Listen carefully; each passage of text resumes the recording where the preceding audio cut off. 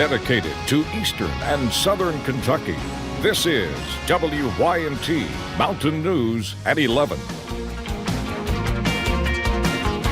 Good evening, I'm Emily Bennett. Tonight we take you to Letcher County. That's where deputies are trying to figure out who was behind a string of four-wheeler thefts, two being on the same day in the same community. But recovering these ATVs is proving to be difficult. Today I spoke with the sheriff to find out why.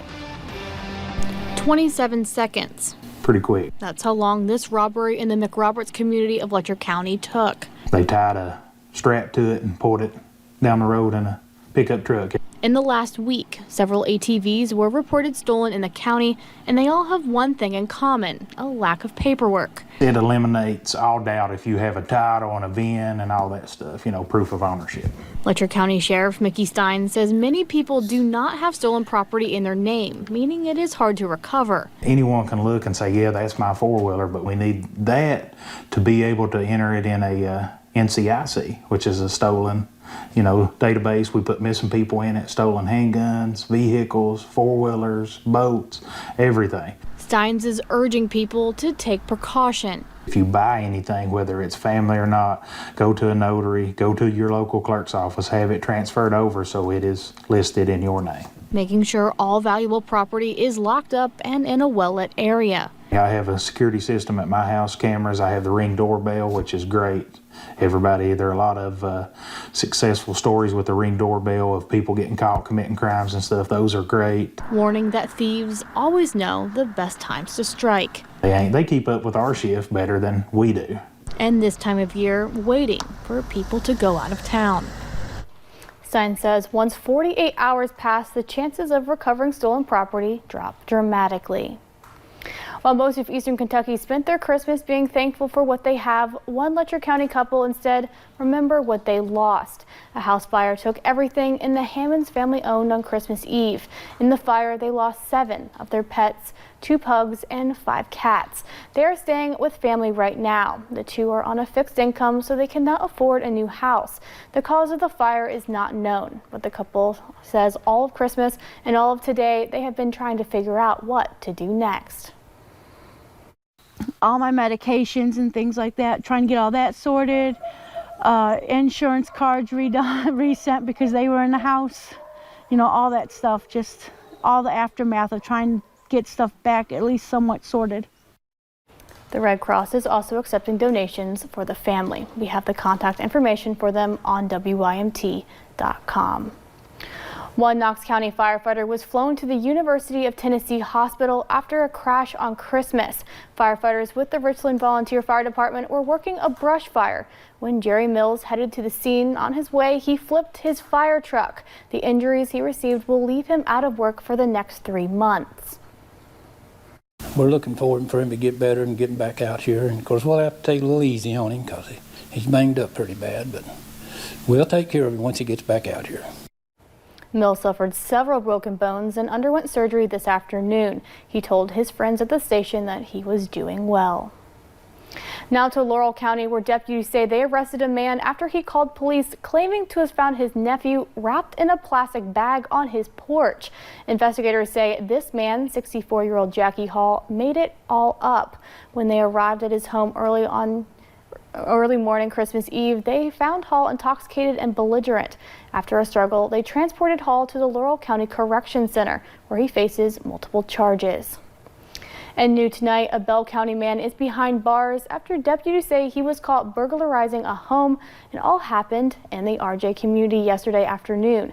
According to a news release, the homeowner's son found this man, 38-year-old Harold Ray Jones, inside his mother's shed. The son held Jones at gunpoint until police arrived. Jones faces multiple charges, including burglary and trespassing. Now, if you shop at Kroger, company officials say you should watch out for an online scam. They say a fake Facebook page called Kroger.com is claiming that the company is giving away 1 year's worth of groceries for free. The post asks that users click on a link, which you should not do. If you see any contests on social media, you should make sure the source is verified by Facebook or Twitter first.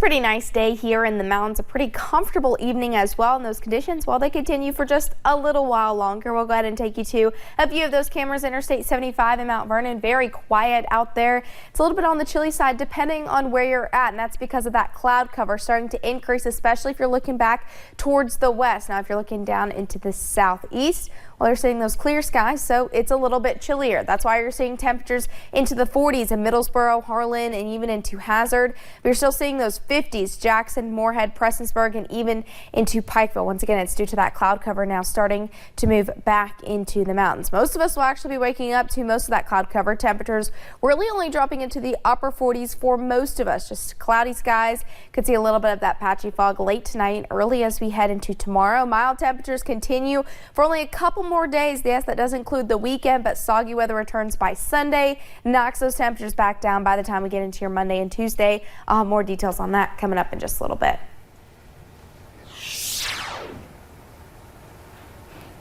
Now to a story we first brought you at 5:30. A WARN notice filed the day after Christmas in western Kentucky means more than 200 coal miners working for Genesis Coal will be laid off. This comes just 2 months after the mine's parent company, Murray Energy, filed for bankruptcy. Ohio County Judge Executive David Johnson says this will also affect the coal severance money they received every year, which is about $1 million for state coal production and $1 million for county coal production. But he says he is more worried about the individuals losing their jobs. Which we're hoping is going to get better here and maybe soon, but a lot of power plants have converted to other energy sources, and that's going to permanently hurt the coal market. But we can still hope that the coal market can gain a better share of that energy market. Now, those layoffs should begin in February. A big loss tonight in the Bourbon community. Four Roses says brand ambassador Al Young died on Christmas with family by his side. Young is remembered as a walking, talking bourbon encyclopedia. He'd been with Four Roses for 52 years and is a member of the Kentucky Bourbon Hall of Fame. Funeral arrangements are still pending. A McCurry County family continues to recover after a serious wreck in Alabama. 8 members of the Taylor family were traveling to celebrate Christmas when their van was hit and flipped.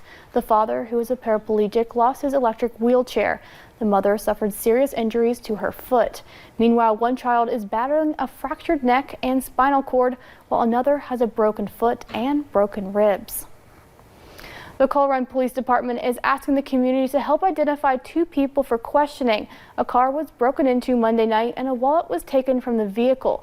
Credit cards from that wallet were then used to purchase items at stores in Coal Run. Police say the victim's mobile banking app helped them to track down the people, and now they need the community to put names with the faces. There's a lot of apps you can use for tracking your credit cards. They'll actually notify you when they're used. Highly recommend those apps because they can save you.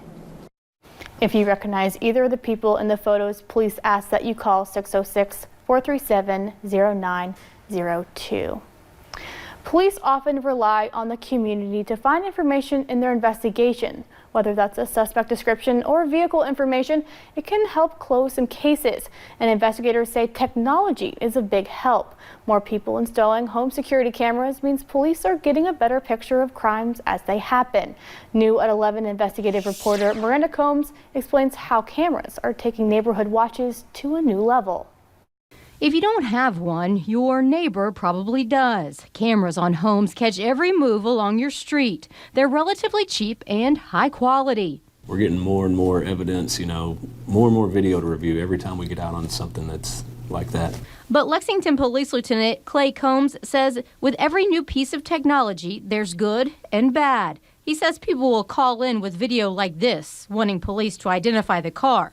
That would be difficult. But sometimes the video is more like this, and this means they've got a good shot of catching the suspect. We now have lots more opportunity to solve some of these things, a lot better evidence to go on, getting people's pictures out and information out. And now it's gone from an incident isolated to one home to a neighborhood trying to help each other out, like a digital neighborhood watch, all through social media.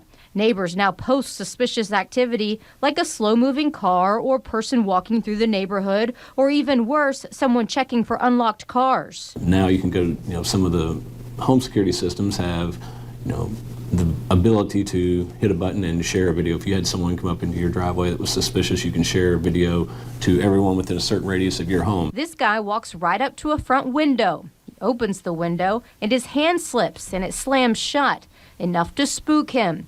These residents called police and the man was caught. But Combs says many times people feel like being their own detective. He says, don't do that. A lot of times there's an assumption that we have, we have that video, and a lot of times we don't. A lot of times we're seeing it the first time when we see it on social media. Combs admits back in the day before home cameras, it was not easy for police to catch porch pirates, the ones who steal packages, or burglars. Here's one clear as day caught on camera from across the street. That and break-ins. But now their clearance rate for catching these crooks is better because it takes a village and high-quality cameras. In Lexington, Miranda Combs, WYMT Mountain News.